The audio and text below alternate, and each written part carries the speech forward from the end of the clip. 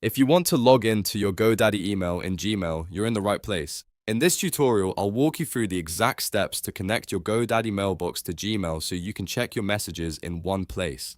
This is super useful if you want a simpler workflow, faster email access, and less switching between apps. And if this video helps, make sure to hit like and subscribe for more quick tutorials like this.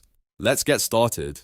First, sign in to your Gmail account. Once you're inside Gmail, look to the top right corner and click the gear icon. From the menu that appears, select See All Settings. This will open the full Gmail settings page where you can manage accounts and mail connections. Now click the Accounts and Import tab. This is the section where Gmail lets you connect other email accounts. Under the heading Check Mail from Other Accounts, click Add a Mail Account. A new window will pop up asking you to enter the email address you want to connect. Type in your full GoDaddy email address, then click Next. At this point, Gmail will ask how you want to link the account. Choose Import Emails from my other account, which uses POP3. This is the option that lets Gmail pull messages from your GoDaddy inbox. Now you'll see the incoming server settings. Enter your GoDaddy login details carefully. For the username, type your full GoDaddy email address. For the password, enter the password for that email account. In the POP server field, type pop.secureserver.net. Set the port to 995. Then make sure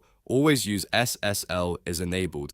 SSL is important because it helps secure the connection between GoDaddy and Gmail. Once everything looks correct, click Add Account. Gmail will now verify the settings and connect to your GoDaddy email. If the login information is correct, the account will be added successfully and Gmail will begin checking for messages from that mailbox. Depending on your inbox size and settings, it may take a little time before all your emails appear. After the account is connected, you can keep using Gmail as your main inbox while still receiving GoDaddy emails in the same place.